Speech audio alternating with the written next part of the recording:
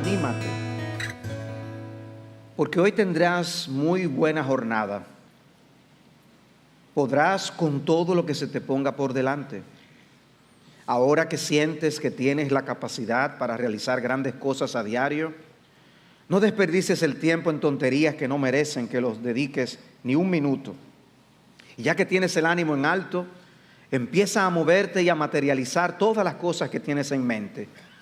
Estás entrando en un ciclo en el que se abrirán las puertas para que puedas llevar a cabo todo lo que te propongas. Si el amor se te resiste, es por tu actitud. Has de cambiar la visión que tienes de ti mismo. Te infravaloras a diario por cualquier motivo. Desde hoy mismo, adopta una actitud positiva y cree más en ti mismo. Solo con eso atraerás a quien quieras a tu vida. ¿Ya revisaste tu horóscopo? Esa es la lectura de hoy para los que somos Acuario. Eso que yo les acabo de leer, simplemente puse en el buscador horóscopo de hoy y eso fue lo que salió.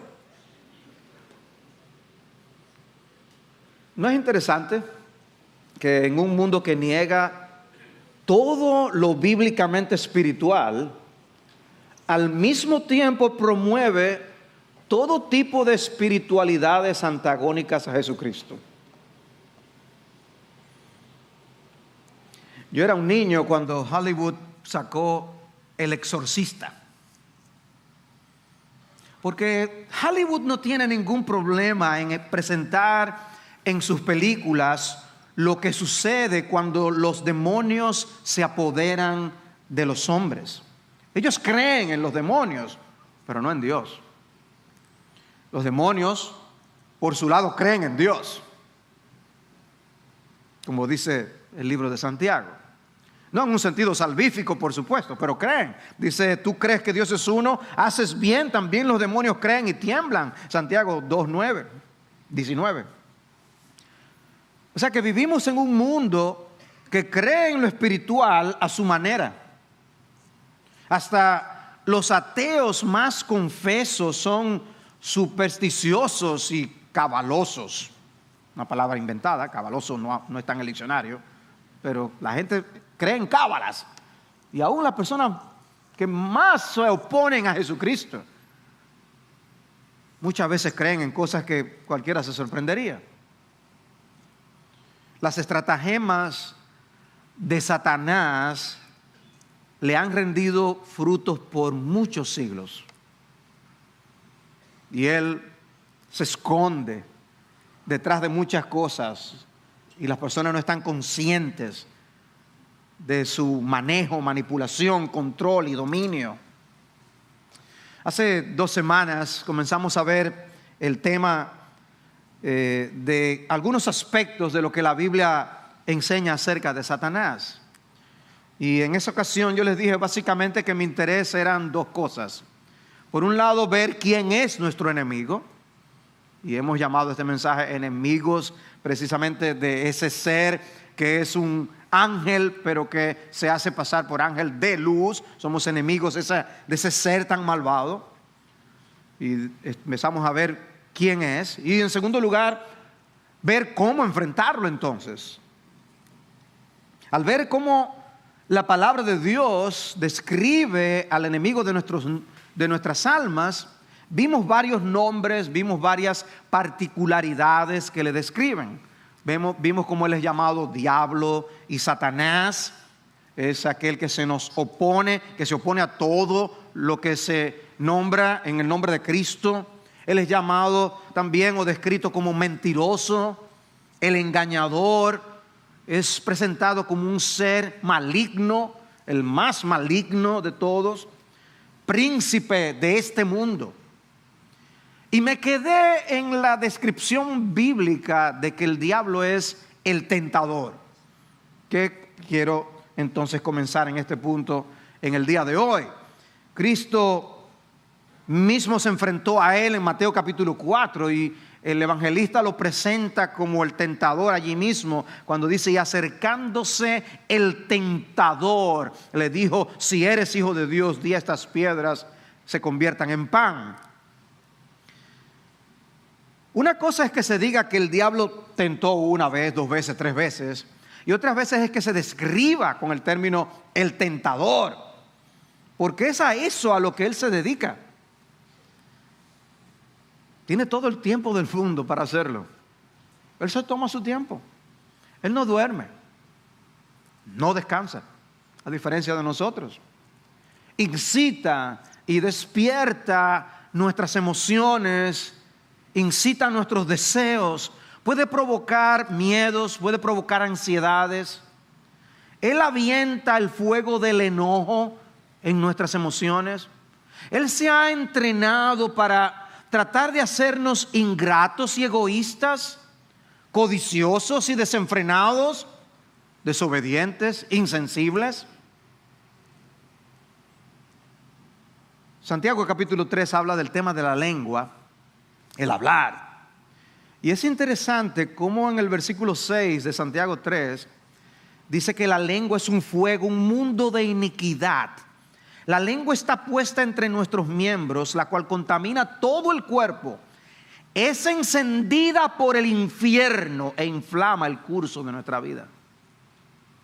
O sea, el infierno busca usar nuestros labios para nosotros pecar contra Dios.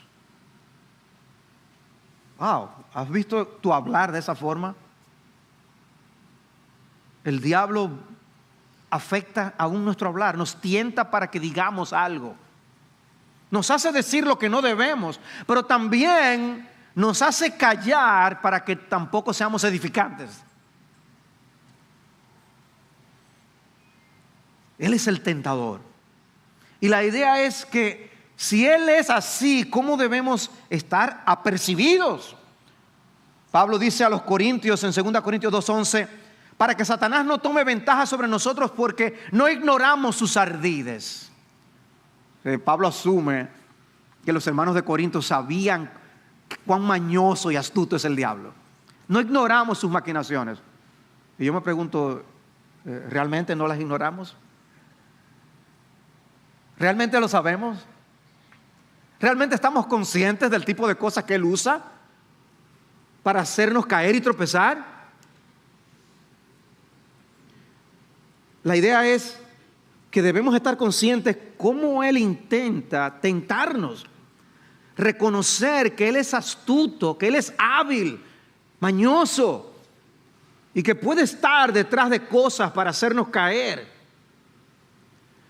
Interesante cómo en el contexto en el que Pablo da los requisitos de los ancianos en 1 Timoteo 3, él dice en el versículo 7 que los ancianos deben gozar también de una buena reputación entre los de afuera de la iglesia, para que no caiga en descrédito y en el lazo del diablo.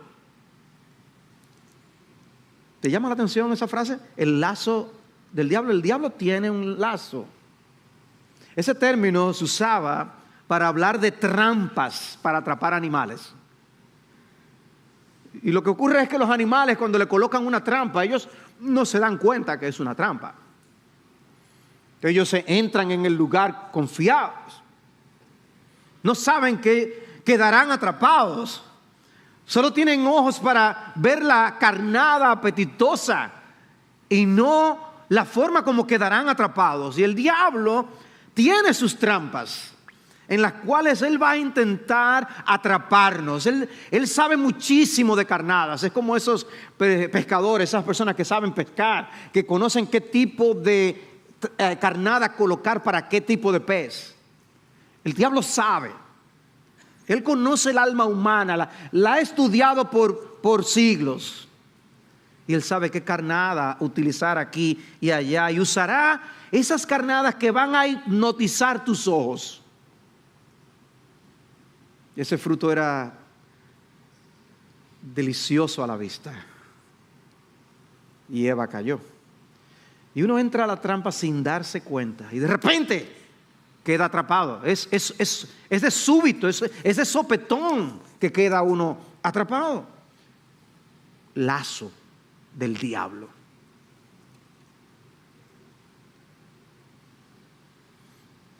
En 1 Timoteo 6, 9 también dice: los que quieren enriquecerse caen en tentación y lazo, y en muchos deseos necios y dañosos que hunden a los hombres en la ruina y en la perdición. Nuestro deber es ganarnos la vida, nuestro deber es suplir para los nuestros, es nuestra responsabilidad. Pero una responsabilidad y un deber se puede convertir en una tentación cuando nosotros queremos más y más. Y dice que caemos en el lazo, en la tentación del diablo, buscando el dinero. Y hombres son hundidos por eso. O sea, la idea es que hay grandes peligros a nuestro alrededor. Y ejemplos tenemos. Ejemplos que tenemos en la Biblia, ejemplos que hemos visto en nuestra vida de diversas maneras. Hemos vivido cosas, sabemos que hay peligros. En 1 Timoteo 5, Pablo habla de viudas jóvenes que por sus conductas, oigan esto, estaban mostrando que en lugar de Cristo se habían apartado para seguir a Satanás. Versículo 15. ¿Cómo? ¿Ustedes se imaginan eso? Que en lugar de ser seguidores de Cristo, seamos seguidores de Satanás. Eso es lo que Pablo le advierte a sus hermanos en Éfeso, a los que Timoteo estaba ministrando. Y no olvidemos el caso de Ananías y Zafira en Hechos 5, donde dice que Satanás llenó el corazón de Ananías para mentir. Una expresión muy fuerte. Son historias que levantan la pregunta: ¿y cómo fue que pasó? ¿Cómo fue que Ananías llegó a ser tentado a cometer semejante atrocidad? Por eso Pedro le llegó a preguntar: ¿por qué concebiste este asunto en tu corazón? Hechos 5:4. ¿Por qué lo concebiste? O sea, ¿en qué cabeza le cabe a uno? Eso es, qué difícil de entender. Bueno, el diablo nos hace hacer cosas incomprensibles. El mismo Jesús también le hizo una pregunta a Judas. Lucas 22:48. Jesús le dijo: Judas, ¿con un beso entregas al Hijo del Hombre? ¿En qué cabeza cabe entregar al Hijo del Hombre con un beso? Son preguntas que muestran la irracionalidad del pecado. Cómo el diablo es capaz de impulsar al hombre a actuar locamente. Y sin embargo, es absolutamente nuestra responsabilidad. Nadie puede decir: no, el diablo me hizo hacerlo. No, tú y yo respondemos a lo que el diablo quiere que hagamos. El teólogo Berkouwer decía: no es inocentemente atrapado el hombre, sino voluntariamente seducido. Y los puritanos tenían otra manera de decirlo: el diablo pone el fuego y nosotros ponemos la madera. Nosotros caemos, nosotros participamos en el pecado. Dice Santiago 1:13, que nadie diga cuando es tentado: soy tentado por Dios, porque Dios no puede ser tentado por el mal y Él mismo no tienta a nadie. Sino que cada uno es tentado cuando es llevado y seducido por su propia pasión. Después, cuando la pasión ha concebido, da a luz el pecado. Y cuando el pecado es consumado, engendra la muerte. Y es como si Santiago estuviera llevándonos a un escenario para ayudarnos a ver cómo opera la tentación. Cómo es que funciona la tentación. Y cómo nosotros participamos en esas tentaciones. ¿Cuál es el lugar que desempeñamos? ¿Cómo participamos en esas tentaciones? ¿Cómo es que caemos? Somos seducidos.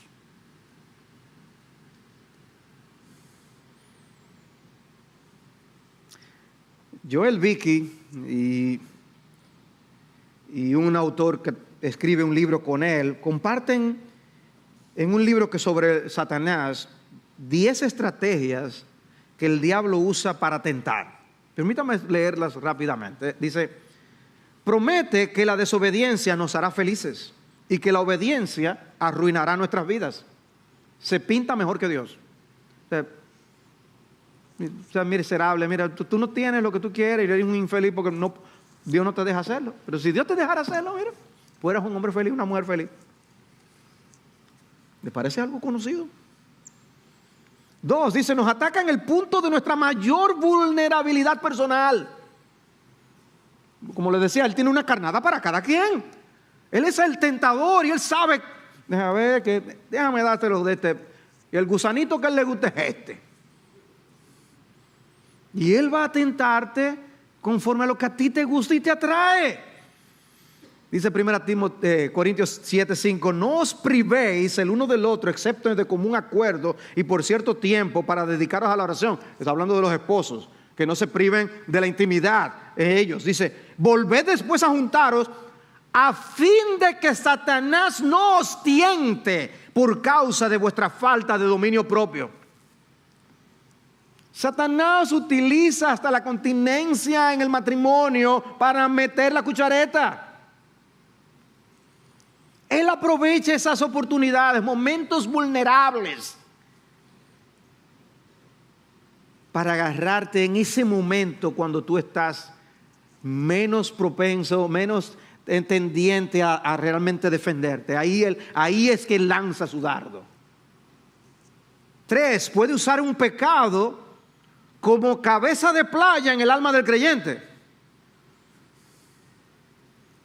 ¿Por qué los aliados querían tomar Normandía? ¿Por qué lo que hicieron en día D?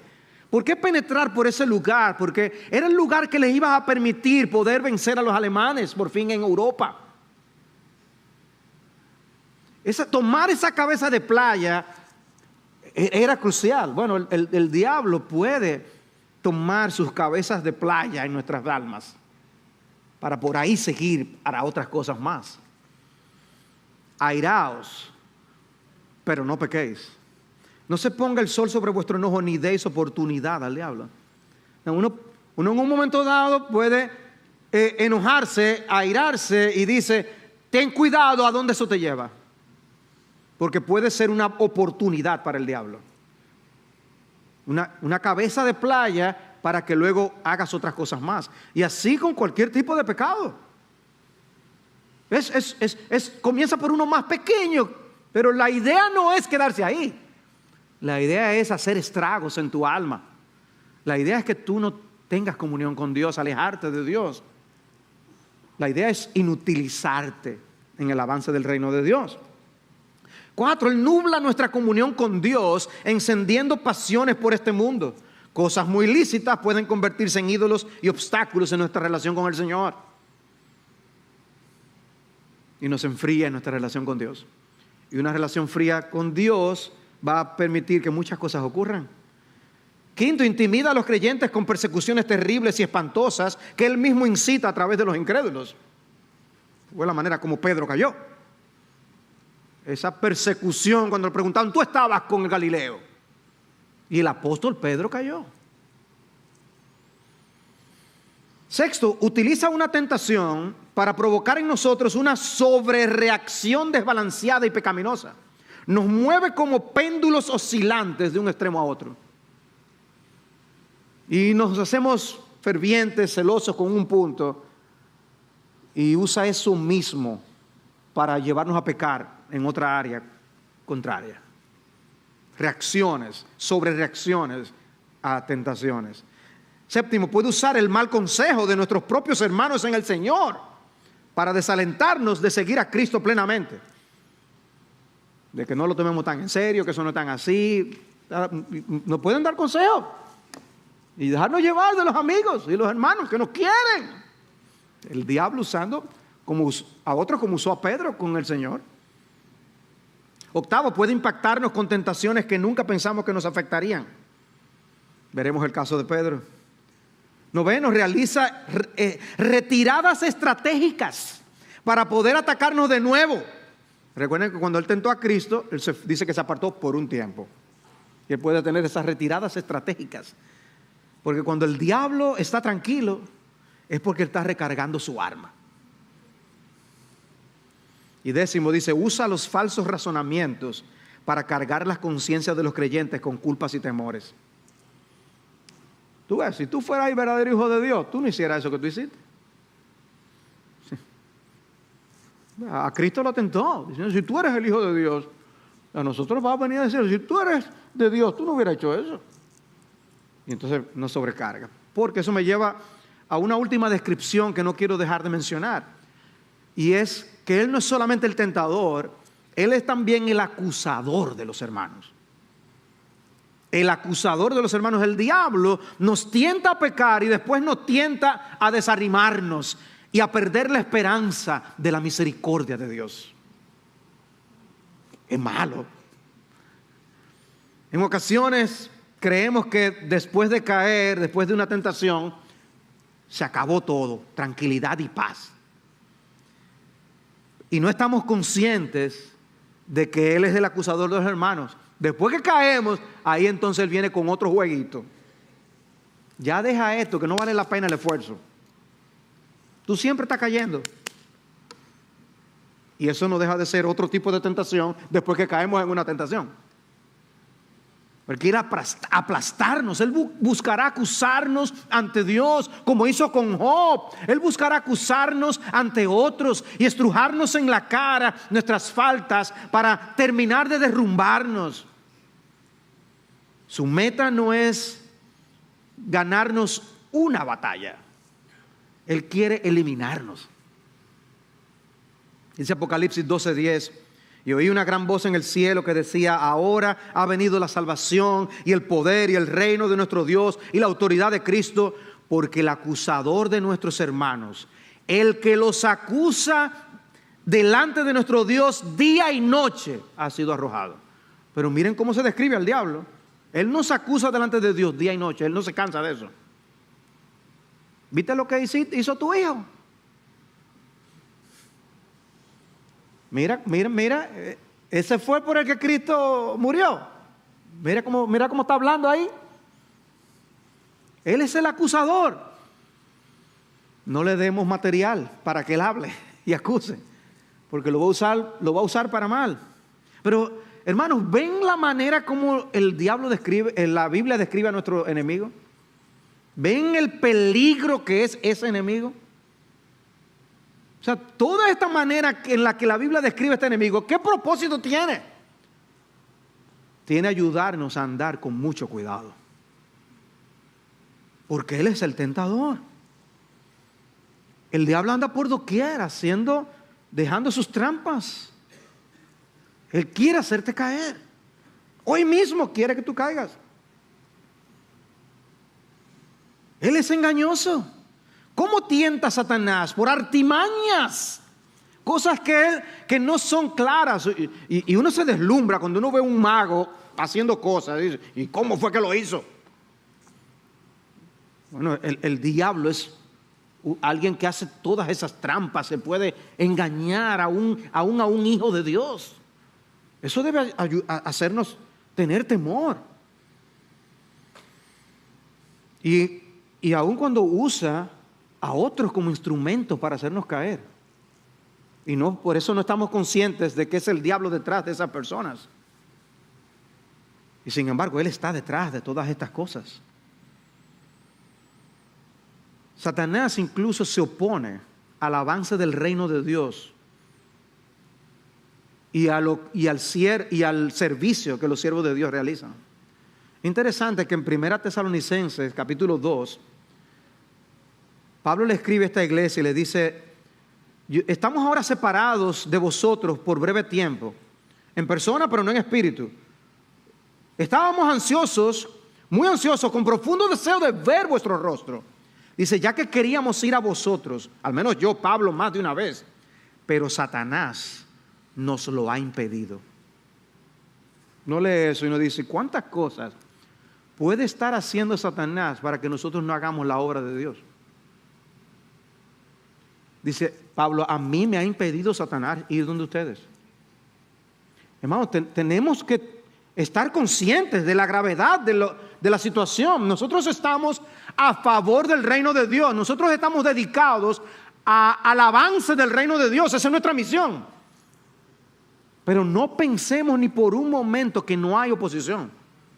A veces no la estamos viendo, no estamos conscientes de esa oposición. Nunca se me olvida a ese misionero que estaba en el lejano oriente sirviendo al Señor, y en una conferencia de misiones nos dijo con mucha fortaleza: por favor, no dejen de orar por nosotros.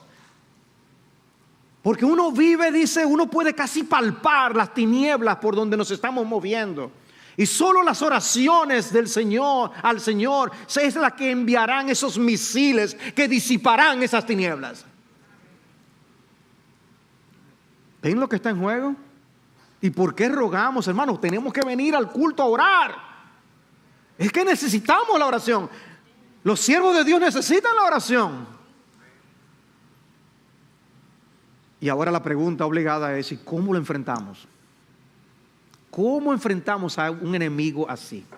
¿Cómo le hacemos frente al ángel de luz? ¿Cuáles son las directrices que Dios nos ha dejado, nuestro comandante general, para enfrentar a semejante enemigo? Hay 3 cosas que yo les quisiera resumir con ese fin, con ese propósito.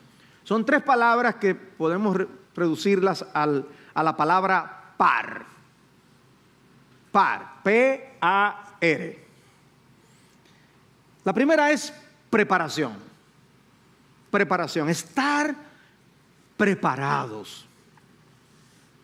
Ningún ejército se lanza a la batalla sin previa preparación. Los soldados tienen que ser entrenados, tienen que recibir información sobre los enemigos y sobre el terreno en el que se encontrarán. Las estrategias se comparten allí en el cuartel general. El ejército es surtido con todas las herramientas que van a necesitar, las armas de rigor. Y para enfrentar a Satanás no es diferente. La información que hemos visto hasta aquí sobre Satanás es parte de esa preparación. Estar consciente de quién es nuestro enemigo. Necesitamos estar informados. No podemos darnos el lujo de ignorar sus maquinaciones. Conocer su modus operandi es crucial. De otra manera estaríamos a la merced de sus ataques sorpresa. Y una parte importante de la preparación consiste en nosotros comprender que somos débiles. Es importantísimo. Habiendo visto a un enemigo tan poderoso como el que enfrentamos, sería contradictorio suponer que nosotros mismos tenemos todo lo que se necesita. Es probable que ustedes hayan visto el tipo de entrenamiento al que someten a los que se enlistan en el ejército. Es una disciplina y un entrenamiento que quiebra la voluntad de los soldados, porque ellos tienen que aprender a seguir las reglas y a someterse. ¡Soldado, diga quién soy yo! ¡El comandante, señor! Sí. Son sometidos a un entrenamiento riguroso. Y algo similar ocurre en el ejército del Señor. Cristo dijo: bienaventurados los pobres en espíritu, los don nadie. Tenemos que estar conscientes de que no somos nadie. Bienaventurados los pobres en espíritu. No podemos lanzarnos inflados de soberbia al campo de batalla.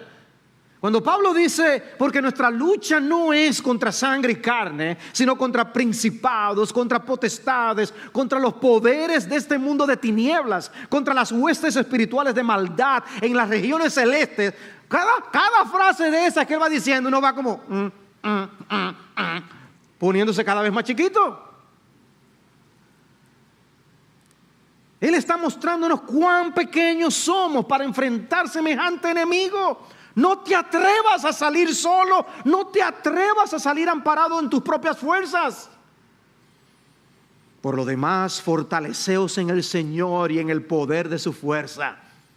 Esa fue la lectura que vimos, ¿no?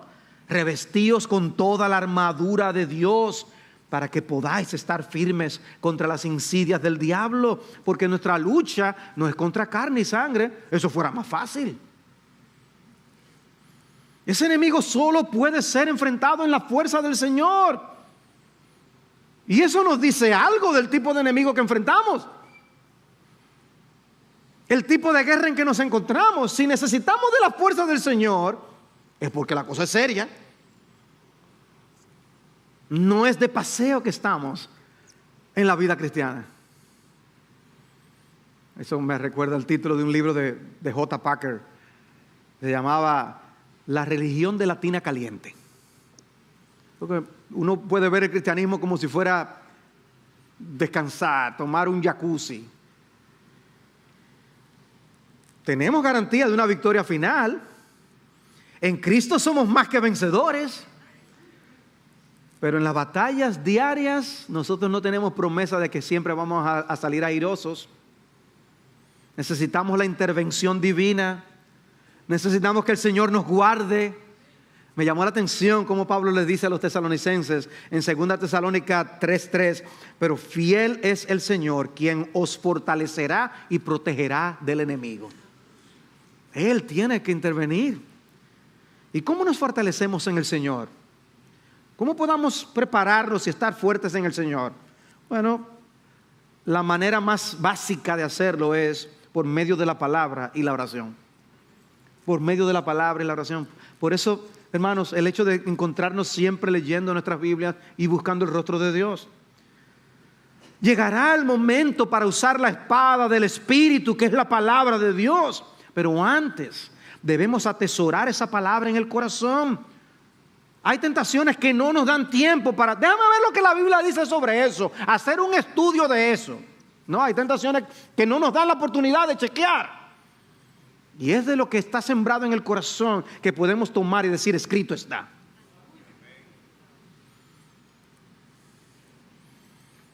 Y cuando hablo de prepararnos con la palabra, no te limites a lo que sucede en tu tiempo devocional.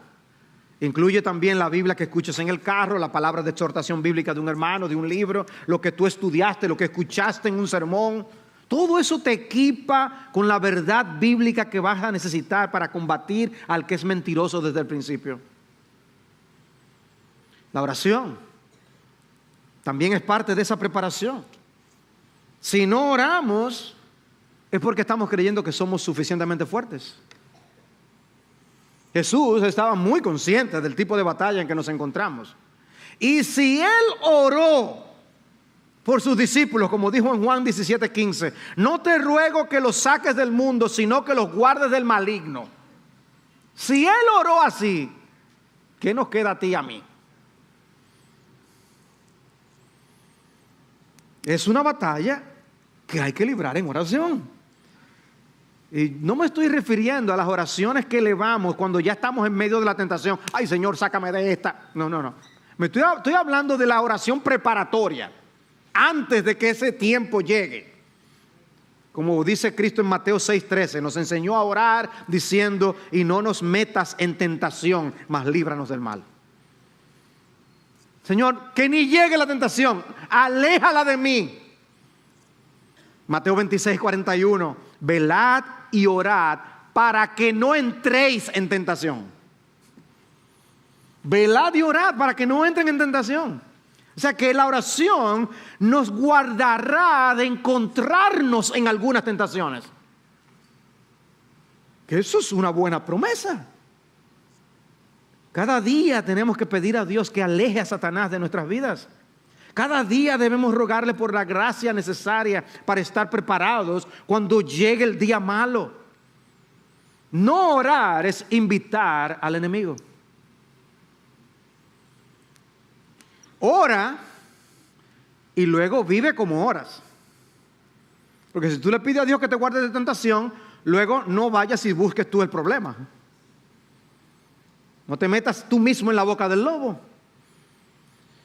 Pero la preparación requiere algo más. Cuando leímos el texto en Efesios capítulo 6, se nos dice, revestíos con toda la armadura de Dios para que podáis estar firmes contra las incidas del diablo. Y luego dice, tomad toda la armadura de Dios para que podáis resistir en el día malo. Y habiéndolo hecho todo, estar firmes. En otras palabras, hay que vestirse como soldado equipado del Señor como preparación antes de que llegue el problema. Los que han leído El progreso del peregrino de Bunyan recordarán la escena de su pelea con Napoleón. Pero ¿recuerdas tú también, antes de llegar a la batalla, qué pasó con él? Él fue llevado a la armería. Él tenía que pasar por la armería para ser equipado. Dice, al día siguiente lo hicieron entrar en la armería, en donde le mostraron toda clase de armaduras que su Señor tenía preparadas para los peregrinos: espadas, escudos, yelmos, corazas, calzados que no se gastaban. Y había tanta abundancia que bastaban para armar en el servicio de su Señor a tantos hombres como estrellas hay en el firmamento. No va a haber falta de uniforme para nadie. Y dice que le mostraron aún los artefactos con los que muchos siervos del Dios lograron sus victorias. Dice, ahí estaba la piedra con que David mató a Goliat. ¿Y con qué propósito le hicieron ver esas cosas? Para animarlo de que la victoria se puede lograr si usamos las herramientas que Dios nos ha dejado para vencer.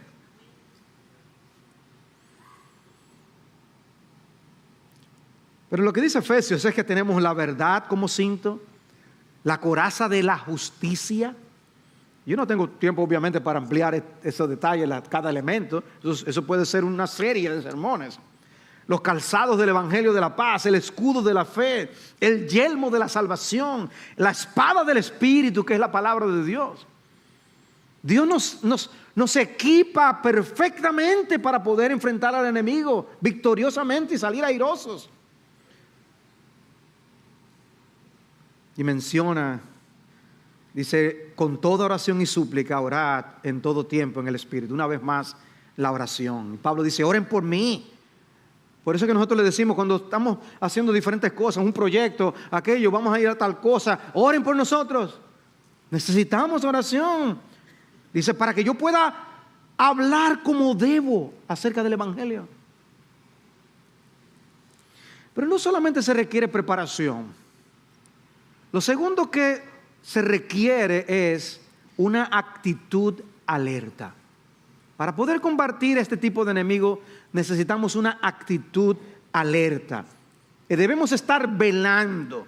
Dice Cristo, velad y orad para que no entréis en tentación. Hay que velar. No solo hay que orar, también debemos velar con el fin de no entrar en tentación. Estar con cuidado. Y porque es posible ver la tentación acercándose y uno irse por el otro lado y evitar el mal. El velar hace la diferencia. Si ya estamos en medio de una batalla, con las balas pasando a nuestro lado, por aquí y por allá, es obvio que nuestra atención va a estar en cuidarnos, en ver un enemigo aquí.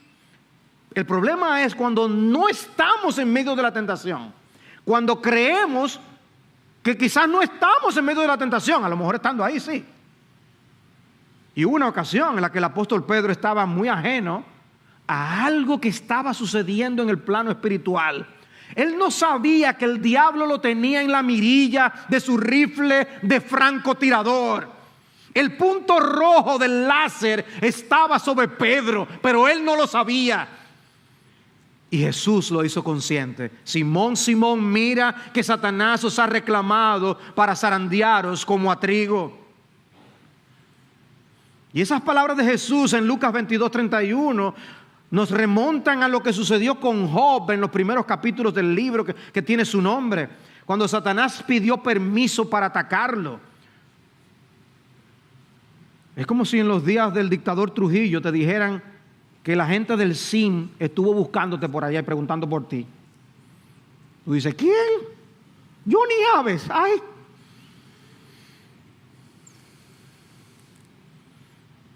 Dice, Johnny Aves, así yo hablo con él después.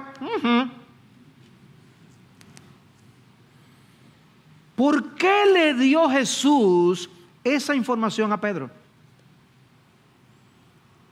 Gracias por la información, Señor. Muchas gracias. ¿Para qué le dijo eso? El Señor quería que Pedro estuviera consciente del peligro y que se cuidara debidamente. Pero Pedro no tomó la advertencia en serio. Jesús no solo le dijo que él iba a caer, le dijo incluso cómo iba a caer. Te digo, Pedro, que el gallo no cantará hoy hasta que tú hayas negado 3 veces que me conoces. Mira, el que te anda buscando anda en un carro rojo y es de tal marca y tú, ok, yo estuviera viendo todos los carros rojos que andan por ahí. Eso es lo que se supone, ¿no? Pero somos increíbles. El Señor lo advierte y no, el refrán se cumplió: guerra avisada no mata soldado, y si lo mata es por descuidado. Y se descuidó Pedro. Pero la pregunta es: ¿y qué de ti, de mí? ¿Qué de nosotros? Bueno, en el Nuevo Testamento es interesante que nos encontramos con un llamado a cuidarnos de parte del mismo Pedro. Dice Primera de Pedro 5:8: sed de espíritu sobrio, estad alerta.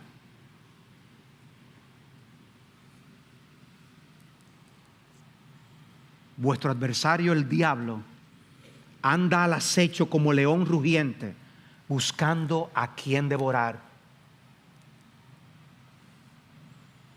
Pero resistidle firmes en la fe, sabiendo que las mismas experiencias de sufrimiento se van cumpliendo en vuestros hermanos en todo el mundo. Hermanos, vivir quitados de bulla, como decimos, no hace justicia a las descripciones que la palabra de Dios nos da acerca de nuestro enemigo, ni hace justicia a todas las advertencias que contiene. Hermanos, no bajemos la guardia, porque puede ser una ocasión fatal. Espera los ataques del enemigo. No asumas que no habrá tentaciones. Debes asumir que atacará. Él es como un león. ¿Cómo describe la Biblia la vida cristiana? ¿Como un resort para vacacionar o como un campo de batalla? El soldado que está en el campo de batalla espera ser atacado y se mantiene alerta. En ocasiones, sin embargo, nosotros vemos al león rugiente y lo que nosotros hacemos es decirle: misu, misu, misu.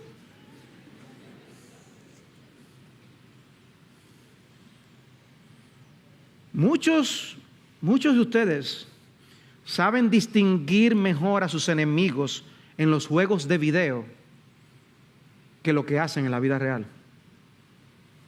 Yo veo la destreza con la que juegan algunos de esos juegos de video y ven al enemigo por allá, muerto, listo. Digo, ¿y yo cuántos puntos hice? ¡Wow! Debes aprender a identificar las carnadas del diablo con tal de que tú no seas atraído al pecado que él quiere, al que quiere llevarte. Satanás es capaz de hacer que el árbol de la ciencia del bien y del mal luzca como un arbolito de Navidad para atraerte a ti. Es mañoso. Seamos cautelosos. Sospecha detrás de aquellas cosas con las que te vas a encontrar, porque detrás puede estar la mano del enemigo. Cuando uno lee el libro de Proverbios, se encuentra con las instrucciones de un padre que le quiere evitar grandes males a su hijo. El hijo todavía no está en la tentación, pero el padre le advierte de lo que viene y le presenta el tipo de tentaciones que vendrán para que esté en guardia. Como Proverbios 1:10, por ejemplo: hijo mío, si los pecadores te quieren seducir, no consientas. Te van a prometer riquezas, llamarán a los crímenes diversión, no te dejes engañar.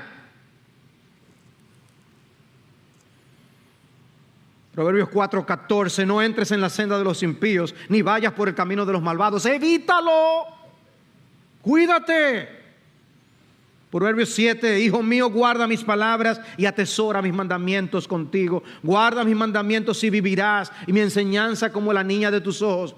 Di a la sabiduría: tú eres mi hermana, y llama a la inteligencia tu mejor amiga, para que te guarden de la mujer extraña, de la desconocida que lisonjea con sus palabras. El padre le describe luego una escena de seducción, el tipo de trampa que el enemigo le colocará para hacerle caer. Lean ese texto en Proverbios capítulo 7. con lujo de detalle cómo se comportará esa mujer, el tipo de lenguaje que utilizará, el tipo de excusa que presentará. El padre, antes de la tentación, diciendo: eso es lo que viene, ten cuidado, lo mismo que con Pedro. Y sin embargo nos lanzamos y caemos de bruces en medio de la tentación por no prestar atención a la palabra de Dios, por no tomar en serio las advertencias de nuestro Dios, que nos ama y que entregó a su Hijo por nosotros.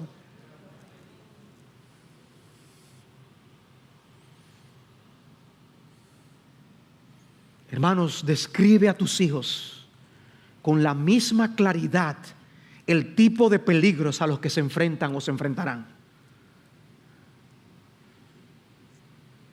Y el capítulo concluye diciendo: con sus palabras persuasivas lo atrae, lo seduce con sus labios lisonjeros, al instante la sigue como va el buey al matadero, o como uno en grillos al castigo de un necio, hasta que una flecha le traspasa el hígado, como el ave que se precipita en la trampa y no sabe que esto le costará la vida.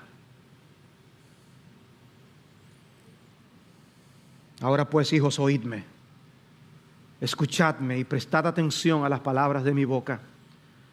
No se desvíe tu corazón hacia sus caminos, no te extravíes en sus sendas, porque muchas son las víctimas derribadas por ella y numerosos los que ha matado. Su casa es camino del Seol, que desciende a las cámaras de la muerte.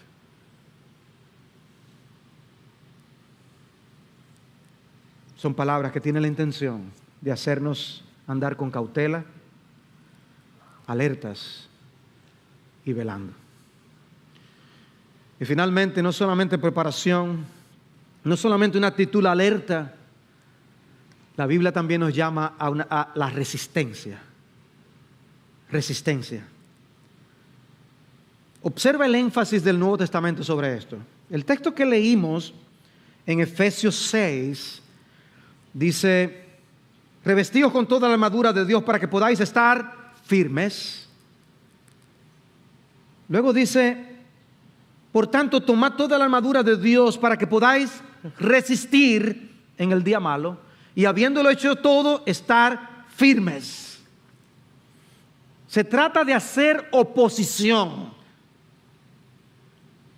No podemos tratarlo al diablo como si fuéramos del mismo bando, porque no es así. Esas palabras resistir y estar firmes en el original son de la misma familia, se basan en la misma palabra. La palabra resistir es la misma para estar firmes, pero con la preposición anti por delante. Estar firmes es mantener la posición con los ataques. Resistir implica hacer oposición, ejercer una fuerza contraria. Y en el idioma original es interesantísimo, las palabras suenan sumamente parecidas, es un juego de palabras. Luego en Santiago 4:7 encontramos esto: por tanto, someteos a Dios, resistid pues al diablo y huirá de vosotros. Y el texto que yo les leí en 1 de Pedro 5:8 dice: sed es un espíritu sobrio, el diablo anda como león rugiente, y dice: pero resistidle firmes en la fe. ¿Qué quiere Dios? Que ofrezcamos resistencia. No seamos blandengues. No seas complaciente contra el enemigo, con el enemigo de tu alma. Oponte a él, lucha contra él. Eso es lo que quiere el Señor. Si tú conoces de la Segunda Guerra Mundial, habrás escuchado de algunos grupos que eran conocidos como la Resistencia. Eran grupos contrarios a los alemanes que se organizaban con el fin de frustrar al invasor y atacarles donde les dolía. Destruían un puente o algo que les servía para la logística y cosas así. Lo que el texto está diciendo es que en el ámbito espiritual nosotros somos la resistencia. Nosotros somos la resistencia del ejército de Cristo para oponernos al príncipe de este mundo.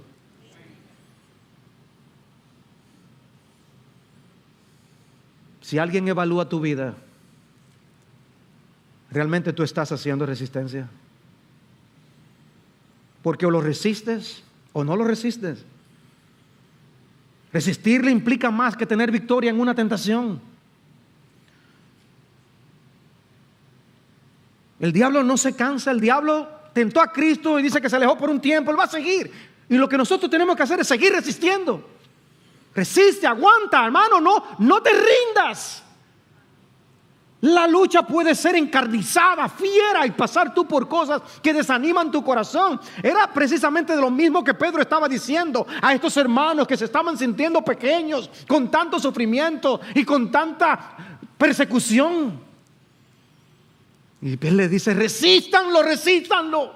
Lo mismo está pasando en el mundo entero con tus hermanos. Aguanten, luchemos con decisión, con firmeza. Porque es un enemigo malo, para que podáis resistir en el día malo y, habiéndolo hecho, estar firmes. El resistir es clave. No hagas plan de paz con el diablo.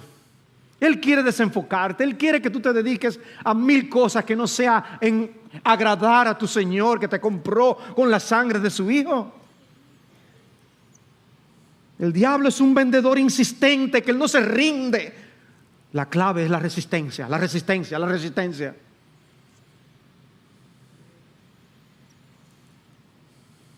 Decía el puritano William Gurnall, que escribió una de las obras más conocidas y famosas sobre este tema: muchos han cedido y acordado ir 1 milla con Satanás, que nunca tuvieron la intención de ir 2. Pero cuando están en el camino, han sido seducidos a ir más y más lejos, hasta el punto de no saber cómo dejar su compañía. No complazcas al diablo. Detente. No vayas 1 milla más. Pero hay una frase en Santiago 4 que es de gran esperanza. Dice: resistid al diablo y él huirá de vosotros. Esa frase debe animarnos a seguir combatiendo y resistiendo. Que se vaya con el rabo entre las piernas. Él volverá otra vez. Y tú vuelve a tu Señor a recargar las baterías para seguir luchando a favor del reino de Dios.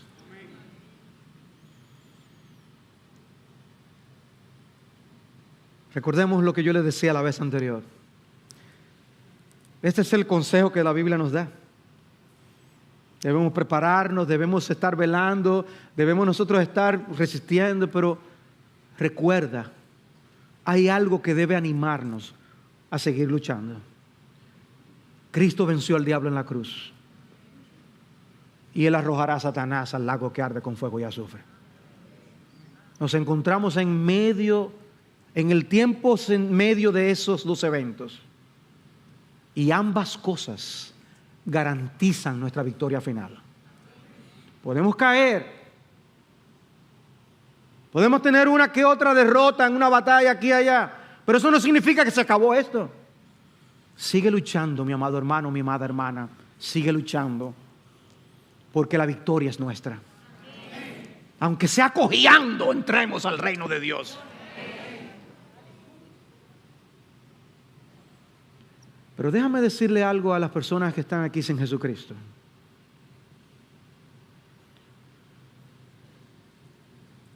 Debes preferir entrar cojeando y con heridas, sangrando al reino de Dios, que enterito ser arrojado al infierno. Y el diablo va a hacer todo lo posible para que tú no hagas caso al mensaje del Evangelio, para que tú no deposites tu confianza únicamente para salvación en Jesucristo. Él va a hacer todo lo posible para entretenerte. Usará todos sus recursos para poder colocar en el anzuelo la carnada predilecta por ti y mantenerte cautivo a sus propuestas. Ese anzuelo te atrapará y te llevará al infierno, a menos que Jesucristo libere tu alma de su poder. Y la sugerencia, el consejo y la directriz bíblica es: cree en el Señor Jesucristo y serás salvo. Busca a Cristo hoy, búscalo sin tardar. Pero no pienses ni por un instante que por ti mismo todo te irá bien. Solo Cristo será el campeón y aquellos que pasen a su ejército. ¿A qué ejército perteneces tú? ¿Al del diablo o al de Jesús? Ven a Cristo y ven.